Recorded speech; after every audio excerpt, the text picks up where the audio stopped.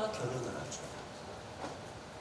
그걸 오늘날로 얘기하면 하나님의 백성들이 순전을 잃어버리고 이방인과 결혼하면서 운행하고 있는 것을 상징하는 거죠. 거기에 창세기 6장 3절에 제가 이걸 여기다 올려놨어요. 못 썼는데 이렇게 돼 있어요. 여호와께서 이르시되 나의 영이 성령이죠. 영원히 사람과 함께 하지 아니하리니 이는 그들이 육신이 됩니다. 인간이. 그러니까 이런 거죠. 비록 아담이 타락하고 후손들이 타락했음에도 불구하고 그때까지는 하나님의 성령이 그들과 함께하고 있었던 거예요. 그런데 그들이 이방 사람들과 결혼하고 그 딸들과 결혼하고 하나님의 아들들이 타락하고 육신이 되어버린 거죠. 이 몸을 더럽힌 거예요. 몸이 죄에 오염된 거예요. 죄가 그 몸 안에서 역사한 거예요. 다른 죄는 몸 밖에 있거니와 음행하는 자는 내 몸에 죄를 범하는 것이니라. 이 몸이 더러워진 거예요. 몸 안에 죄가 강력하게 역사한 거죠. 그러면 하나님의 성령은 거룩한 성령이기 때문에 인간 안에 있을 수가 없어요. 이 몸 안에 있을 수가 없는 것입니다. 인간이 아무리 영적인 존재로 하나님의 형상으로 지음을 받았다 할지라도 인간이 이렇게 타락을 했을 때 죄에 오염돼서 죄의 노예가 되어서 살아가는 그 인간은 더 이상 하나님의 성령에 함께 거할 수가 없기 때문에 어떤 일이 일어납니까? 떠나버린 것입니다. 그런데 말세가 되면 무슨 일이 일어난다 그랬어요? 내가 남는 종들에게 모든 육체에게 나의 신을 부어주리라. 떠났던 성령님이 다시 오는 사건이 일어나는 거예요. 그게 일어나려면 무슨 일이 일어나야 됩니까? 이 몸 안에 실질적으로 역사하고 있는 죄가 힘을 이뤄야 되는 것입니다. 죄가 심판받아야 되는 것입니다. 그래서 예수님이 그냥 단지 사람으로 오셔서 죽었다 이게 아니라 예수님이 죄된 육신의 모양으로 오셔서 십자가의 죽으심으로 우리가 그 예수님과 함께 연합해서 못 박힘으로 말미암아 무슨 일이 일어났느냐? 우리 안에 있는 죄가 심판을 받은 것입니다. 우리 안에 있는 죄가 정죄를 받은 것입니다. 우리 안에 있는 죄가 더 이상 우리 속에 역사할 수 있는 권세를 잃어버린 것입니다. 그리고 동시에 예수님이 육신의 모양으로 죽으실 때 나도 내 이 죄된 육체도 육신도 죽은 것이죠. 그래서 어떤 일이 일어난 거냐? 바로 이 구절로 인해서 어떤 일이 일어난 거냐? 우리 삶의 승리의 비결이 인간을 떠났던 성령님이 우리 가운데 오신 것입니다. 내주하기 시작한 것입니다. 성령님이 우리 속에 내주하는 것은 예수님이 십자가에 죽으시고 그 죄값으로 인해서 우리를 의롭다 칭하셨기 때문이기도 하지만 오늘 로마서 8장에서는 동시에 그분이 실제적으로 죄에 물들어 있는 우리 육신 안에서 죄의 세력을 무력화시키고 이 죄에 물들어가고 있는 우리의 육신을 심판함으로 말미암아 이제 성령님이 우리 안에 거하는 존재가 됩니다. 그래서 여러분의 몸이 예수 믿기 전이랑 똑같죠. 근데 뭐가 달라요? 다른 거예요. 우리의 존재가 우리 어제 공부했던 것처럼 오늘 오전에 공부했던 우리의 존재가 옛사람이 새사람이 됐고 우리의 몸이 부활할 몸이 되었고 우리는 이제 의롭다함을 입었어요. 동시에 우리 안에 있는 죄가 옛날하고는 다르게 심판을 받아서 이 몸 안에서 몸에 있는 사역을 가지고 이 육신을 통해서 우리를 역사하고 있는 이 죄가 더 이상 권세를 잃어버린 그런 존재가 된 거죠. 그리고 우리를 죄 짓게 하는 육신도 권세를 잃어버린 것입니다. 그러나 여기서 죄를 너했다라고 표현하지 않고 심판했다라고 얘기하는 것은 거듭나서 변화됐다고 더 이상 이제는 죄가 우리 몸 안에 아무 역사도 할 수 없는 그런 존재가 된 게 아니라 마치 이런 거예요. 우리의 존재가 어떤 사람이 막 종양으로 인해서 막 암이 막 이 안에 암세포로 인해서 몸이 열이 나고 막 아파. 근데 그 옆에 또 한 사람은 암이 막 더 나아가는데 후유증으로 막 열이 나고 아파. 증상은 똑같은데 다르죠. 한 사람은 암이 막 계속 죽어가고 있는 거, 한 사람은 나았는데 이제 후유증만 남아있는 거죠. 이게 지금 우리의 모습이에요.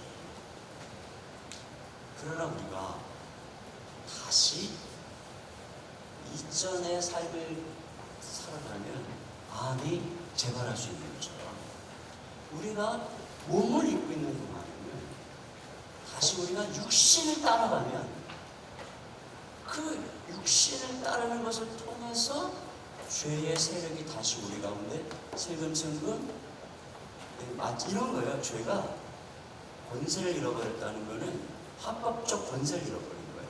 그러나 게릴라가 여전히 남아갖고 공격하는 것처럼 얼마든지 우리 가운데 역사할 수 있는 것입니다.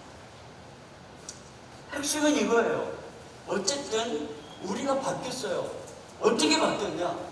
이제는 우리 예수 그리스도로 말미암아 성령님이 우리 속에 거하는 존재가 바뀐 거예요. 그래서 그 다음 절이 중요하죠. 이게 결론입니다. 자, 4절 시작. 육신을 따르지 않고 그 영을 따라야만은 우리에게 율법의 요구가 이루어지게 하려 하십니다. 그래서 우리가 더 이상 육신의 소욕을 따라 살아가지 아니하고 이제는 우리 가운데 하나님이 보내주신 성령님, 성령 하나님, 이 분을 따라서 살아가면, 날마다 성령을 의지해서 살아가면 우리가 율법의 요구를 이룬다는 것입니다.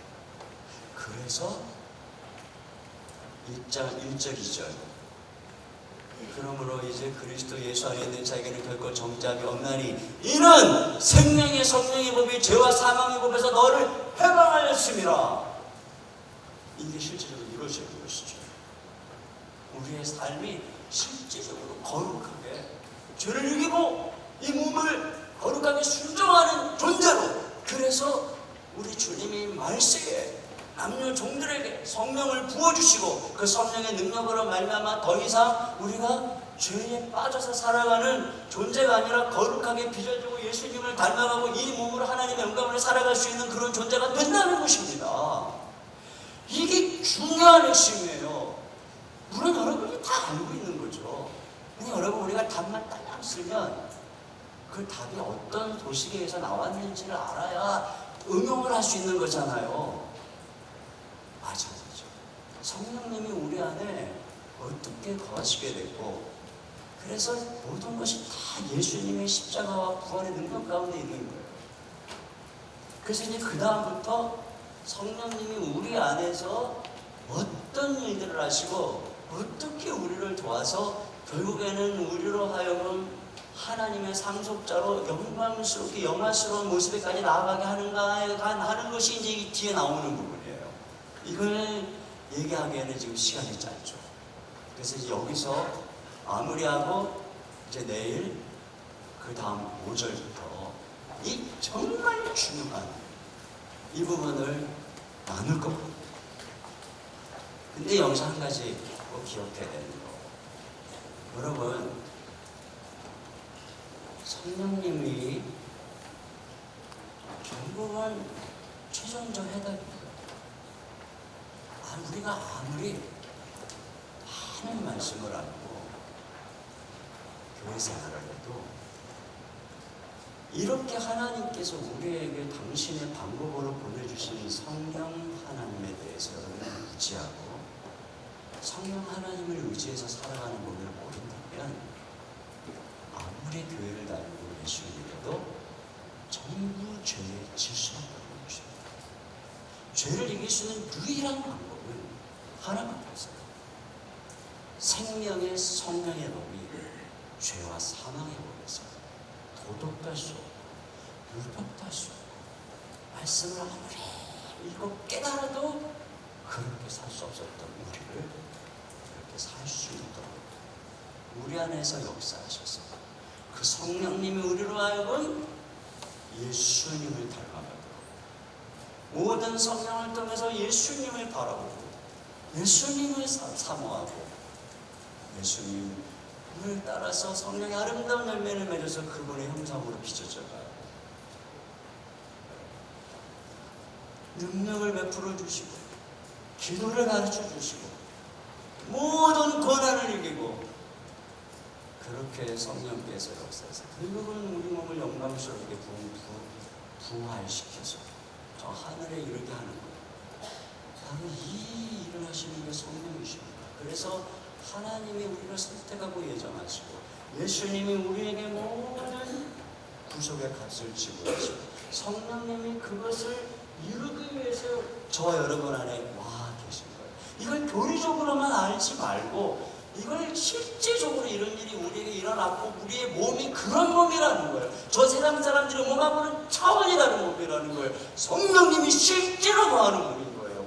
거룩한 성전인 거예요. 그래서 부활할 몸인 것이고 날마다 새로워지는 몸인 것이고 그러니까 우리가 이 몸을 거룩하게 빚어가기 위해서 날마다 우리 안에 거하시는 성령님을 의지하고 사모하고 바라보고 눈을 뜨면 기도할 때마다 말씀 묵상할 때마다 그건 의지하고 그렇게 살아가는 것입니다. 요약을 할게요. 지금 제가 한 말씀, 자, 우리가 하나님의 종으로 살아가야 할 새로운 존재가 되었지만 율법 남편을 통해서는 열매 맺지 못한다 그랬어요. 그래서 예수님이 십자가는 무엇이냐? 이 열매 맺지 못하는 율법에서 우리를 자유케 해주는 거예요. 아시겠어요?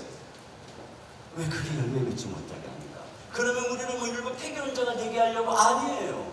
그 율법의 완성이시고 그것의 원형이시고 모세와 선지자가 예수님을 가르친다 그랬잖아. 그 실체이신 예수님에게 우리가 가게 하고 그분에게 시집가게 하고 그분을만 열매 맺게 하는 것입니다.